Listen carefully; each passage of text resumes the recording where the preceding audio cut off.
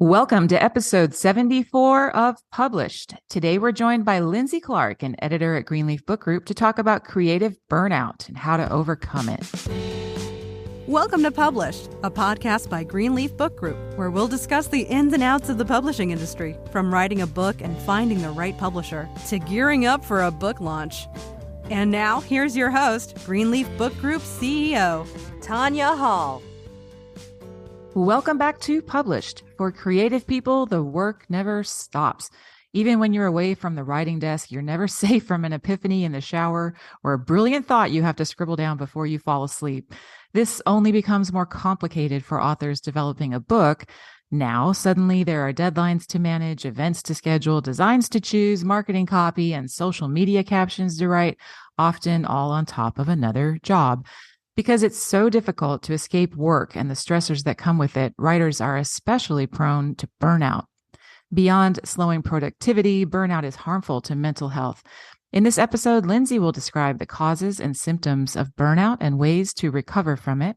She'll also explain how to manage stress and lean on others to prevent creative burnout altogether. Lindsey, welcome to Published. Thank you for having me. Yeah, I'm excited to talk to you today. So tell us who you are and what you do at Greenleaf. Absolutely. So my name is Lindsey Clark. I have always loved to read and write, and I have always had a passion for all things grammar. I actually got my start on the other side of the book publishing business, working at two of the best and most reputable independent bookstores in the nation, Square Books in Oxford, Mississippi, and Lemuria Bookstore in Jackson, Mississippi. So then my career path took a turn. I've been with Greenleaf as an editor for almost a decade now. I have edited almost or over 250 books in some capacity, and I edit at all levels. So I can do proofreads all the way to manuscript development. And what I love about my job is being a part of getting an author's content out into the world and into readers' hands. And full disclosure, I'm happy to say that Lindsey was probably the main editor on my book. So thank you, Lindsey. Very gentle editor, I will say. And it was my pleasure. You were wonderful to work with. You have to say that. But I mean it. All right, well, we're going to talk about creative burnout today, which is certainly a real problem, especially for an author facing something as daunting as writing a book. So how would you define it? I'm sure you've seen this many times with the authors you've worked with. So how would you define it? What does it look like? What are some of the things that can cause it, short-term and long-term? Sure. So creative burnout is basically a state of exhaustion that it can occur around creative work, no matter what creative field that you're in. What was once a creative outlet that brought joy becomes a daunting task that brings dread. For authors, this looks like hitting a creative wall. They become overwhelmed by what they need to accomplish. The mere thought of writing stresses them out, and it manifests itself physically. Most authors also have a full-time career, whether they're CEOs, business owners, teachers, accountants, or whatever. So they're trying to put in the necessary time it takes to write a book while also working full-time. So burnout can be caused by setting unrealistic goals as far as producing content and being faced with unreasonable deadlines they've often set for themselves. Some of the consequences of burnout is, number one, the quality of the content you're producing can suffer.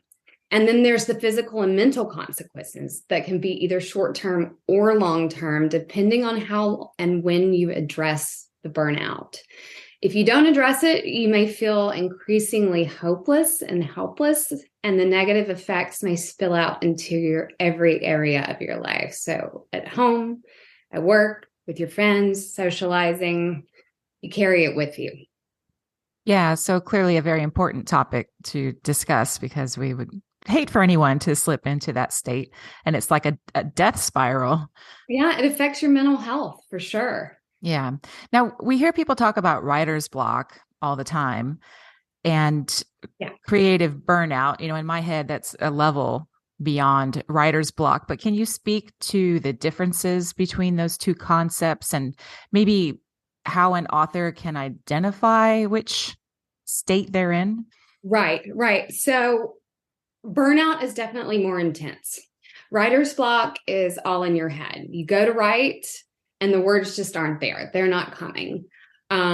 It's easier to get over writer's block than it is burnout.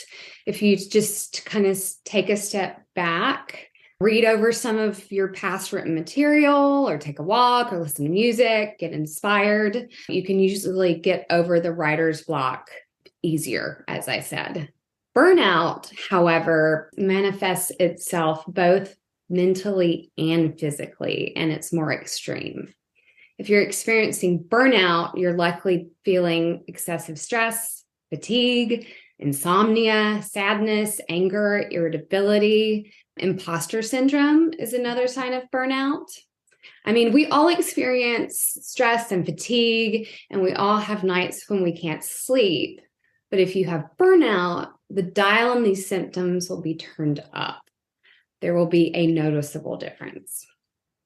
Yeah, and I think another distinction might be that I'm no psychologist or anything, but I think that with writer's block, your heart is still there. It's just you're having an off day. It's kind of like you go to the gym and you think that you're going to have a fantastic lifting day, and your body's just probably preoccupied doing something else that you don't know about. And it's like, okay, today's not my day.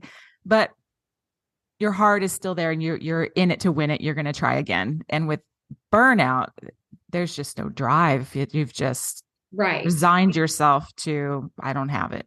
Yeah. It's the hopelessness and helplessness. You're like, I can't do this. I physically cannot do this. Let's say, unfortunately, our imaginary writer subject here in this podcast is burnt out. What can someone do to come back? Can you come back from burnout? How can they dig out? Absolutely, you can come back from burnout. And the first step to doing that is recognizing the signs and realizing that is what it is. Like, you need to accept that that's what's happening instead of just trying to continue to push through. And then the next thing, take a break.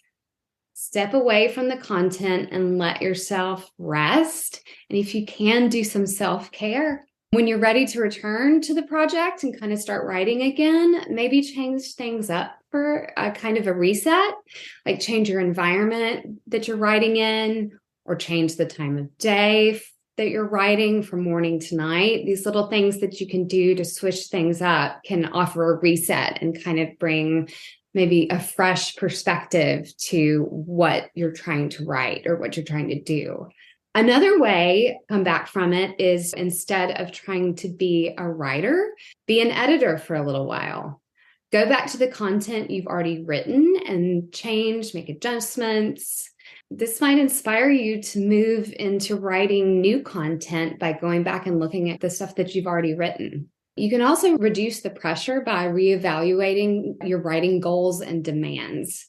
Maybe they're not realistic, and that's why you're feeling so much pressure. Make sure your goals are attainable. Yeah, I think also I would say go back to the why, right? I think sometimes if we stop and remember what sparked a fire in us in the first place to undertake this very large task, that can be a big motivator and can maybe reignite some energy. Absolutely. You can even go back and read something that inspired you to write in the first place. Maybe you're writing a business book, but there's a fiction book that particularly inspired you to be a writer. Read some of that and see if it causes you to get re-inspired about the passion that you had in the beginning for your subject. There's a lot of sort of hype and celebration when people know that you're writing a book. It's a big deal, right? So I would imagine there's a bit of shame, right? If you realize you're not making progress, you're feeling this burnout. And I think you and I would agree it's important for someone in that state to let the loved ones in their lives know that they're struggling. So how can they do that in a way that still feels empowering to them, or doesn't feel like they've thrown in the towel, and to make sure that they are cluing in everyone around them, perhaps that they need some support? Right. Well, I think it's important to know when this happens, that it happens to, I would say, pretty much every writer at some point goes through this. Taking on the task of writing a book is huge. It's a giant thing to accomplish. And most writers are going to experience burnout. So just accept it. And there is no shame in that. So I would say just go ahead and speak up. Be completely honest with yourself and those around you. Another great way to help get over burnout is to socialize. So if you let the people know around you, or your family or your friends, what's going on, they can help you. Ask them if they'd like to go for a hike or get a coffee, and don't talk about your content at all. Just be in the moment with them and let them help you take your mind off the task at hand. They're about alleviating some of the pressure. And then if you're working with an editor or a writing coach, absolutely let them know that you're experiencing burnout. They've for sure seen it before. They've probably experienced it as well. And they will surely have tools in their toolbox to help you get through it. Yeah, awesome. Now, obviously, this doesn't sound like a fun experience to anybody. So how can we avoid burning out in the first place? Knowing that it is a possibility when you go into the writing process is big. So when at the outset, set attainable goals from the beginning. Maybe go ahead and schedule breaks in your project. Be aware that you're going to need to step away from the content as you're writing from the outset, and make it part of your plan. If you've worked with me in the past, I'm going to sound like a broken record here, but here's another reason that having a solid outline is so important.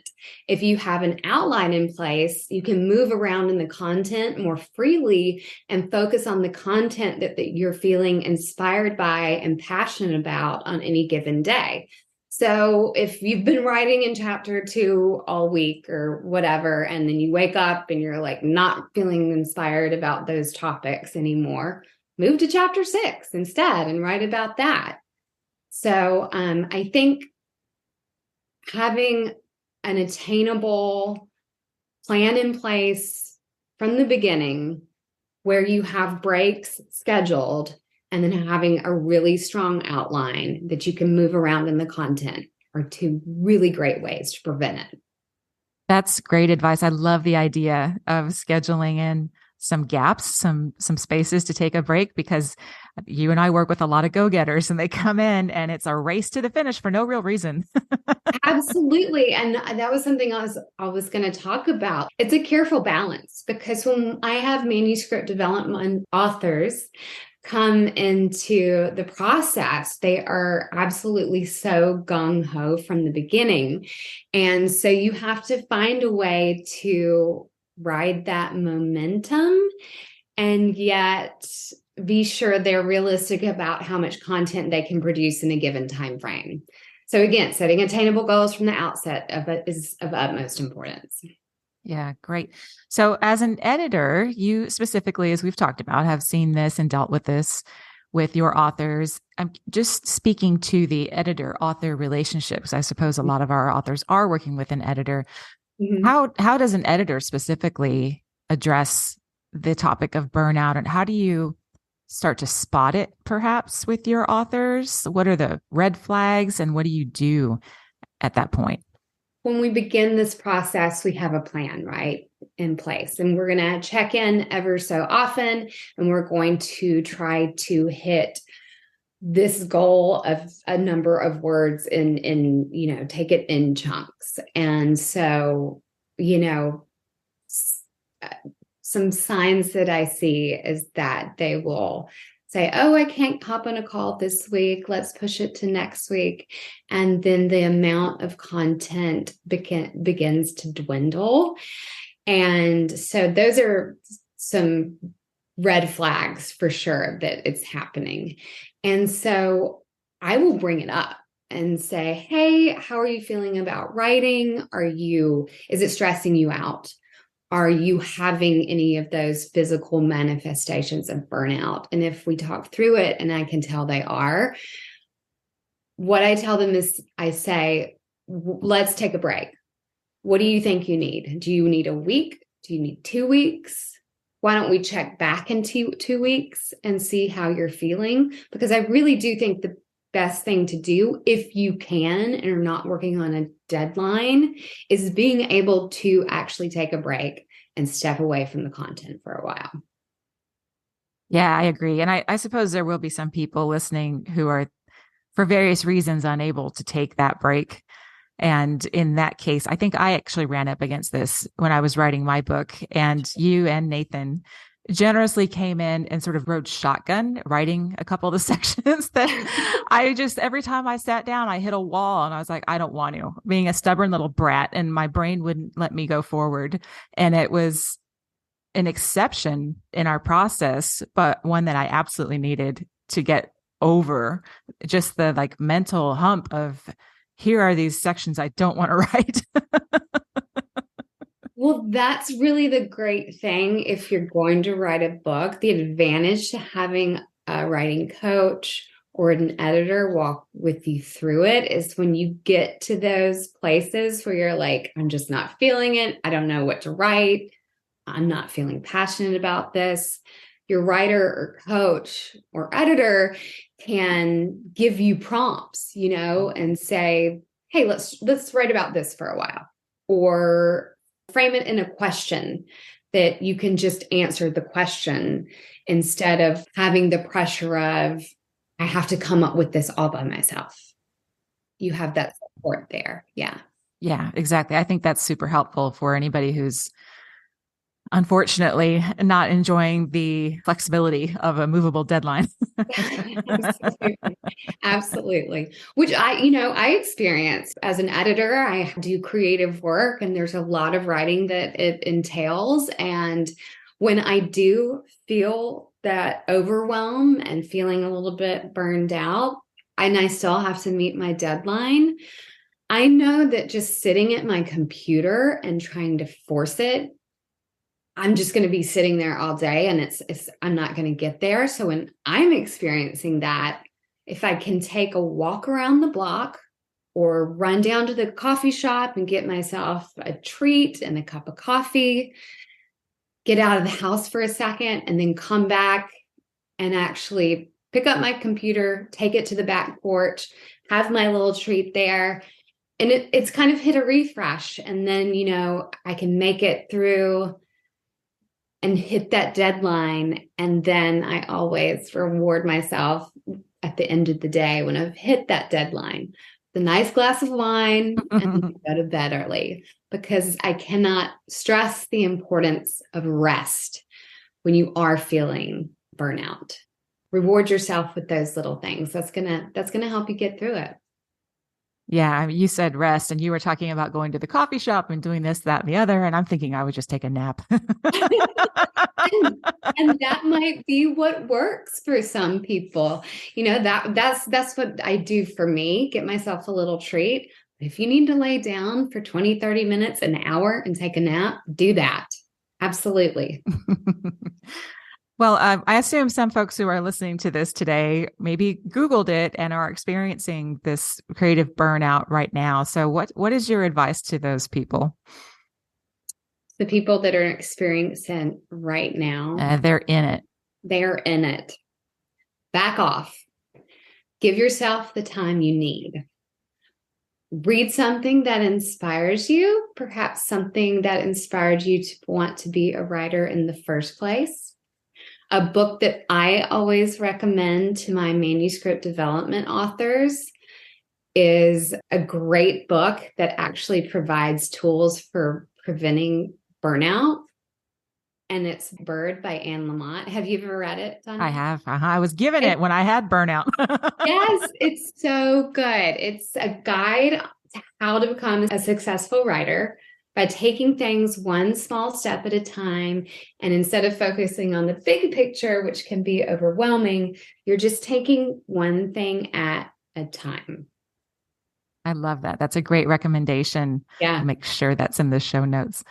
Well, this has been super helpful. I hope that we've been able to be a resource to some folks who are experiencing this. It's not unusual, as you mentioned.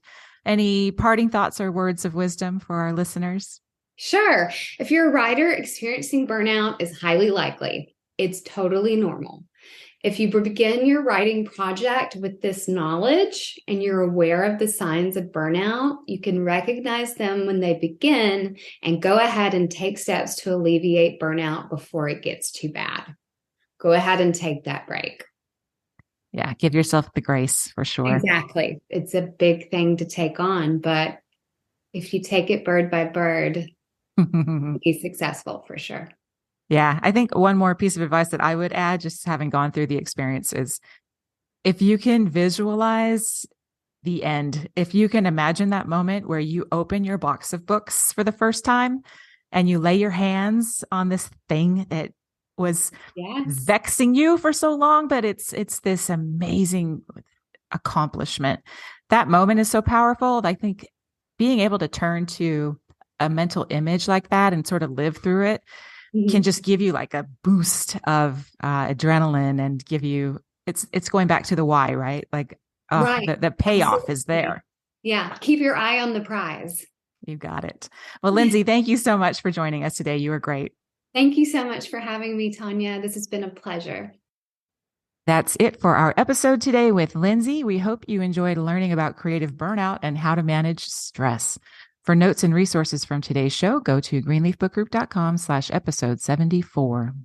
You can also find advice for writing, publishing, and promoting your work in my book, Ideas, Influence, and Income, which you can learn more about at ideasinfluenceandincome.com. If you've enjoyed our show, please rate and review us on iTunes, Spotify, or wherever it is you listen to your podcasts. It means a lot to have your feedback and helps us make sure we're answering your publishing questions. A big thank you to Eleanor Fishborn and Madison Johnson, who produced the Published podcast, and we will be back next month with another episode. Thanks for listening to Published. To learn more, please visit greenleafbookgroup.com. And remember to subscribe to this podcast on iTunes.